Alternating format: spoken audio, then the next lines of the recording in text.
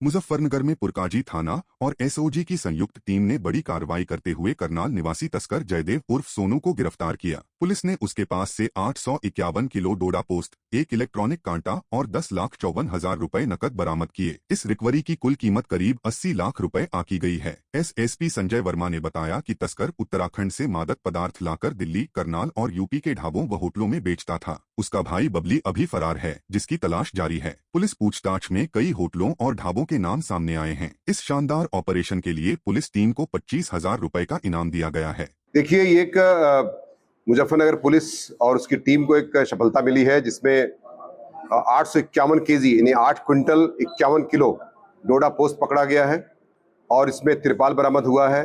और इसमें जो हमारी जो वेट करते हैं, वेट का जो मशीन होती है वही बरामद की गई है। साथ ही साथ 10,05,40 रुपए कैश बरामद किया गया है और टोटल जो इसकी वैल्यू है अंतर्राष्ट्रीय मार्केट में लगभग 70 लाख है, प्लस 10 लाख का कैश है, तो 80 लाख के आसपास की ये रिकवरी मुजफ्फरनगर पुलिस द्वारा की गई है। मुजफ्फरनगर की मंसूरपुर डिस्टिलरी फैक्ट्री के कर्मचारियों का गुस्सा फूट पड़ा है। 2 साल से सैलरी न मिलने से परेशान कर्मचारियों ने भाजपा किसान मोर्चा के नेता राजू अहलावत के नेतृत्व में एडीएम प्रशासन कार्यालय में धरना प्रदर्शन करते हुए जमकर हंगामा किया। राजू अहलावत ने प्रशासन को चेतावनी दी कि अगर कर्मचारियों का बकाया वेतन नहीं दिलाया गया तो दिल्ली देहरादून नेशनल हाईवे 58 पर प्रदर्शन किया जाएगा। कर्मचारी यूनियन अध्यक्ष अमित ने बताया कि फैक्ट्री प्रबंधन ने जनवरी तक वेतन देने का वादा किया था, लेकिन अब फैक्ट्री को स्क्रैप में बेचने की साजिश रची जा रही है। कर्मचारियों की हालत इतनी खराब है कि 2 कर्मचारियों की बेटियों की शादी टल गई और उनकी मृत्यु तक हो गई। सहायक श्रम आयुक्त देवेश सिंह ने आश्वासन दिया कि फैक्ट्री को विवादित घोषित कर सीज किया जाएगा, ताकि बिना वेतन भुगतान के इसे बेचा न जा सके।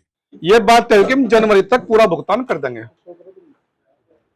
जनवरी गई, फरवरी गई, मार्च गई, अप्रैल गई, मई चल रहा।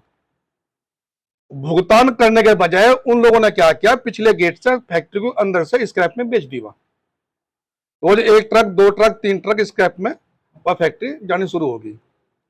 लेकिन अब ये ज्ञात हुआ कि यह फैक्ट्री को बेचने की तैयारी में है। ये सितंबर अक्टूबर से फैक्ट्री बंद चल रही थी, तो लेबर ने हमारे यहाँ कंप्लेन करी थी, तो एक समझौता हुआ था जिसमें जो उनका बकाया वेतन था वो जनवरी, फरवरी, मार्च 3 किस्तों में उनको कुछ 20 लाख रुपए उनको तब दिए गए थे फैक्ट्री वालों की तरफ से, और बाकी भुगतान के लिए तय हुआ था कि 3 महीने में वो भुगतान कर देंगे, जो कि फैक्ट्री द्वारा नहीं किया गया। उसी क्रम में आज जो है यहाँ पे एडीएम सर के यहाँ पे एक वार्ता आयोजित करी गई है, तो उनका ये मांग है कि साहब हमारे पैसे इसमें नहीं मिल रहे हैं, और इसमें कुछ ऐसा भी बात निकल कर आ रहा है कि फैक्ट्री बेच के और ये लोग हमारा पैसा नहीं देना चाह रहे हैं। तो उसी पे एक सोल्यूशन निकाला गया है कि इनके जो मांग है उसके संबंध में प्रॉपर्टी को विवादित घोषित करते हुए विवादित का उसमें नोटिस चस्पा कर दिया जाए, ताकि ब्लॉक हो जाए और उसको कोई वो बेच के वो लोग ना जा पाए। मुजफ्फरनगर के शाहपुर थाना क्षेत्र के दूल्हेरा गांव में खेत की मेड़ को लेकर 2 पक्षों के बीच कहासुनी ने तकरार का रूप ले लिया। पुरानी रंजिश के चलते दोनों पक्ष आमने सामने आ गए और हाथापाई की नौबत आ गई। इस दौरान कुछ लोगों को हल्की चोटें भी आईं, जिनमें महिलाएं और पुरुष शामिल हैं। बताया जा रहा है कि 2 दिन पहले भी इसी मुद्दे को लेकर दोनों पक्षों के बीच विवाद हुआ था। पीड़ित पक्ष का आरोप है कि उन्होंने पुलिस से शिकायत की थी, लेकिन रिपोर्ट दर्ज नहीं हुई। फिलहाल पुलिस मामले की जांच कर रही है और स्थिति सामान्य है। मामला ये है जी, मैं सुबह से ही अपनी मजदूरी पर था और मुझे घर की कोई खबर नहीं थी। रात में जैसे मैं लेट सवेर घर पहुंचने लगा तो विपक्ष के घर के सामने को जैसा गुजर रहा था तो मेरे पे धारदार हथियार से वार करा। मेरा काफ़ी चोट है, हाथ कटा हुआ है जी। पड़ोसी है, बिरादरी है वैसे तो हमारी जी। हमला डोड़ के ऊपर है, कई साल से वे हमारे ऊपर हावी हो रहे और हमें घर से भी निकलना उन्होंने हमारा भारी कर रखा। मामला दिनांक 21/5/2025 का है। शाम के समय डोलबंदी को लेकर राजवीर, सोनवीर, कृष्णपाल और सतवीर इन लोगों ने मारपीट किया और मारपीट में लाठी डंडे और भाले चले, जिससे ये 4-5 लोग घायल हैं। ये 3-4 दिन से शाहपुर थाने के चक्कर लगा रहे हैं और इनकी कहीं कोई सुनवाई नहीं हुई, रिपोर्ट दर्ज नहीं करी गई। एसओ साहब ने इन्हें भगा दिया और अब ये बहुजन समाज पार्टी के कार्यालय पे गए थे, तब हम इनके साथ में एसएसपी साहब से मिलने के लिए इनके साथ आए। मुजफ्फरनगर के छपार थाना क्षेत्र के कासमपुर गांव में दबंगों ने एक सनसनीखेज वारदात को अंजाम दिया। 18 मई को नौशाद नामक युवक पर कुछ दबंगों ने घर में घुसकर जानलेवा हमला किया। थूकने को लेकर शुरू हुआ विवाद इतना बढ़ गया कि आरोपियों ने नौशाद को घर से खींचकर बुरी तरह पीटा, जिससे वह लहूलुहान हो गया। इस घटना की लाइव वीडियो सोशल मीडिया पर तेजी से वायरल हो रही है। अब पीड़ित नौशाद को जान से मारने की धमकियां मिल रही हैं। नौशाद ने पुलिस में तहरीर देकर आरोपियों के खिलाफ सख्त कार्रवाई की मांग की है। मुजफ्फरनगर की बच्चन सिंह कॉलोनी में सनसनीखेज मामला सामने आया है। राष्ट्रीय महिला एकता संगठन की अध्यक्ष रिया किन्नर ने शुभम त्यागी नामक एक युवक पर 35 महिलाओं से 1 करोड़ रुपए से अधिक की ठगी का गंभीर आरोप लगाया है। रिया ने एसपी सिटी से मुलाकात कर मामले की पूरी जानकारी दी। एसपी सिटी ने नई मंडी सीओ को जांच सौंप दी है। रिया ने चेतावनी दी कि अगर जल्द इंसाफ नहीं मिला तो वे धरने पर बैठेंगी। आज हम एक यहाँ का बहुत ही बड़ा कांड है, कांड ही बोलूँगी मैं तो इसको ना, मतलब एक बंदा है शुभम त्यागी करके, उसने मुजफ्फरनगर के बच्चन कॉलोनी में रहने वाले बहुत से जो बंदे हैं उनके साथ में फ्रॉड किया है। किसी से 5 लाख, किसी से 6 लाख, किसी से 8 लाख ऐसे पैसे उसने लिए हैं और अभी बोलता है कि मैं नहीं दूंगा।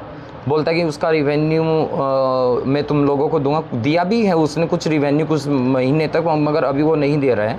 और उनके पास में जिन्होंने पैसे दिए हैं प्रूफ भी हैं, चेक्स हैं, रिकॉर्डिंग्स हैं और भी बहुत सारी चीज़ें हैं। तो हम SP city sir Satyanarayan sir से मिले हैं और उन्होंने हमें आश्वासन दिया है कि वो इस मामले में कार्रवाई करेंगे और सीओ नई मंडी है जो उनको की कार्रवाई सौंपी गई है, वो सीओ नई मंडी इसमें कार्रवाई करेंगी। मुजफ्फरनगर जिला कलेक्ट्रेट पर भीम आर्मी जय भीम संगठन ने जोरदार प्रदर्शन किया और प्रधानमंत्री नरेंद्र मोदी के नाम एक ज्ञापन सौंपा। कार्यकर्ताओं ने डीएम के माध्यम से 7 सूत्रीय मांग पत्र प्रस्तुत किया, जिसमें उत्तर प्रदेश में दलितों पर हो रहे अत्याचारों पर रोक, हमलावरों की तत्काल गिरफ्तारी, बिना वजह पुलिस द्वारा वादी को परेशान करने पर रोक और नई मंडी कोतवाली में दर्ज मुकदमे में त्वरित कार्रवाई जैसी मांगे शामिल हैं। संगठन ने चेतावनी दी कि यदि मांगे जल्द पूरी नहीं हुई तो वे उग्र आंदोलन करेंगे। मुजफ्फरनगर जिला कलेक्ट्रेट पर भीमराव अंबेडकर बौद्ध ट्रस्ट ने जोरदार धरना प्रदर्शन किया। ट्रस्ट ने जानसठ पर 2024 में सामान्य जाति के हिंदू जुलाहा व्यक्तियों के लिए अनुसूचित जाति भूमियार के तहत फर्जी प्रमाण पत्र बनाने का गंभीर आरोप लगाया। ट्रस्ट का कहना है कि कई ज्ञापन देने के बावजूद इन अवैध प्रमाण पत्रों को निरस्त करने की उनकी मांग पर कोई कार्रवाई नहीं हुई। उन्होंने दावा किया कि इससे अनुसूचित जाति के लोगों के अधिकार छीने जा रहे हैं। ट्रस्ट ने सभी फर्जी प्रमाण पत्र तुरंत निरस्त करने की मांग की है। आज हम ज्ञापन देने आए हैं। अभी लगभग 1 साल से जो यहाँ पे जुल्हा जाती है भूमियार, वो जनरल श्रेणी में आती है सामान्य में, और जानसठ तहसीलदार द्वारा उनको अनुसूचित जाति के सर्टिफिकेट निर्गत किए जा रहे हैं। मुजफ्फरनगर विकास प्राधिकरण ने खतौली में अवैध प्लॉटिंग के खिलाफ कड़ा एक्शन लिया। शुक्रवार को उपाध्यक्ष कविता मीना के आदेश पर सफेदा रोड और शेखपुरा में 22 बीघा जमीन पर बन रही अवैध कॉलोनियों को ध्वस्त कर दिया गया। रिजवान, अप्पू, कमरूज जमा और सुजात अली जैसे प्लॉटिंग कर्ताओं ने बिना मानचित्र स्वीकृति के साथ और 15 बीघा जमीन पर अवैध निर्माण किया था। प्राधिकरण ने पहले नोटिस जारी किए, लेकिन कोई कार्रवाई न होने पर बुलडोजर चलाया गया। इस दौरान प्राधिकरण की टीम और पुलिस बल मौके पर मौजूद रहा। जालौन के तहसील क्षेत्र में बुंदेलखंड एक्सप्रेसवे के पास अंबरगढ़ गांव में एक हैरान करने वाली घटना ने सभी को चौंका दिया। गांव के नल से अचानक पानी की जगह पेट्रोलियम पदार्थ निकलने लगा, जिससे ग्रामीणों में हड़कंप मच गया। पानी में झाग के साथ पेट्रोल जैसी तेज गंध आ रही थी और कुछ ग्रामीणों ने तो नल के पानी में आग लगने की बात भी कही। इस अजीबोगरीब घटना ने पूरे गाँव को डरा दिया। ग्रामीणों ने तुरंत जिला प्रशासन को इसकी सूचना दी। वैसे मालूम चला कि जब हमने हैंडपम्प, लाइट तो आ नहीं रही थी, हैंडपम्प चलाया। हैंडपम्प चलाने के बाद जो है जब हमने उस पानी को यूज किया तो उसमें हाथ पूरे चिकने हो गए, पानी पीने योग्य नहीं रहा। तो ये है। नल में डीजल पेट्रोल की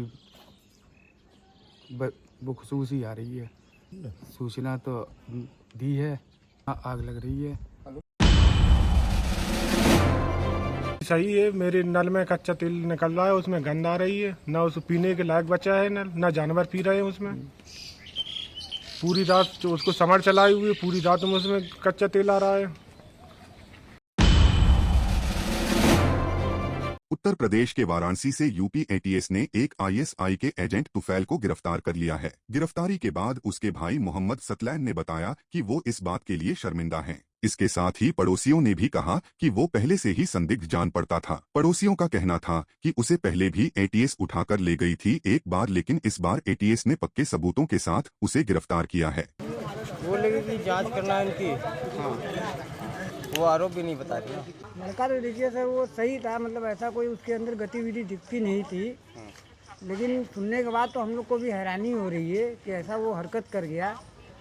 मैं अपने योगी जी से यही कहना चाहता हूँ कि ऐसे लोगों पर खास ध्यान दें। बाहर वालों से लड़ने से पहले आप अंदर वालों को देखें कि अपने अंदर भारत के अंदर कितने जासूस भरे हैं, पहले उनको खोजा जाए। इससे देश को काफ़ी खतरा है। देश को क्या, हम सभी लोग को खतरा है। मतलब वो आम तरीके से था, ज़्यादा किसी से बोलता नहीं था, अपने घर से निकलता था, अपने वो उसका एक घर इधर पीछे भी है, वहाँ आता था जाता था, काफ़ी दिन घर से बाहर रहता था। अपने उसके घर वालों को भी नहीं पता कि वो कहाँ जाता था आता था। स्थिति तो हमेशा संगीन रहा है और हमेशा बाहरी लोग आते थे, बाहरी क्या क्या करते थे क्या नहीं करते थे ये सब तो हम लोग को नहीं मालूम, लेकिन बराबर हम लोग देख करके सोचते थे कि आज नहीं कल कभी ना कभी ऐसा होगा कि ज़रूर पकड़ाएगा। सर ये एसपी एटीएस ने पहले ही से जो एसटीएफ ने पहले ही से नज़र गड़ाया हुआ था। इसके पहले भी जो बहुत सारे दंगा उंगा हुए थे बाबरी मस्जिद को लेकर, बहुत सारे विचार, तो इसमें योजना बहुत सा वायरल नेट पर बहुत से वायरल फेक न्यूज़ चलाया था। ये एक हैंडलर के संपर्क से आदेश से काम करता था और उसको पहले भी उठाया गया है, एक दफ़ी एसटीएफ ने उठाया है। इस टाइम क्या हुआ कि वो एसटीएफ ने पक्का प्रमाण के साथ पकड़ा है उसको। देखिए, तो कांग्रेस पार्टी को तो हमेशा ही गलत ठहराते हैं। 91 से अगर कोई चीज़ आपको लगती थी कि वो ठीक नहीं थी तो आप उसको पलट देते, लेकिन उनको शायद युद्ध और आपसी मुठभेड़ या आपसी छुटपुट घटनाएं उसका अंतर नहीं पता है। जब आपके यहाँ पर उसमें कहीं एग्रीमेंट में नहीं है कि इतना बड़ा आतंकवादी हमला होगा और उसके बाद जब हम रिटेलिएट करेंगे तो उसके अंदर हमें सूचना देनी होगी। ये जयशंकर प्रसाद जी ने पूरी तरह से पेपर लीक करके जयचंद जैसा काम किया है। आज दुर्भाग्य ये है कि जो व्यक्ति जिसने गोपनीयता की शपथ ली वो इस तरह का काम कर रहा है। अपने सिविलियंस को बचाया नहीं जा रहा है निशिकांत दुबे जैसे लोगों से। लेकिन आज ठीक है, वो सांसद बन गए हैं, लेकिन उनकी जिस तरह की अवस्था है उनको एक ट्रोल के तौर पर पूरी भारतीय जनता पार्टी इस्तेमाल करती है। मैं समझता हूँ इससे ज़्यादा और कुछ बोलने की आवश्यकता नहीं है। इस लायक भी वो व्यक्ति नहीं है कि उनके ऊपर लंबा चौड़ा कोई रिएक्शन दिया जाए। देखिए, ठीक है, जांच एजेंसियां अपना काम कर रही हैं, जिस भी तरह से उनको अपना काम करना है उनको करना चाहिए, और जो भी लोग दोषी हैं उनको ज़रूर सज़ा मिलनी चाहिए। लेकिन सबसे बड़ा अगर कोई दोषी है तो एस जयशंकर है, जिसने अपने सिविलियंस को बचाना ज़रूरी नहीं समझा और पाकिस्तान के लोगों को इन्फॉर्मेशन दी और वहाँ पर आतंकवादियों को बचाने का काम किया।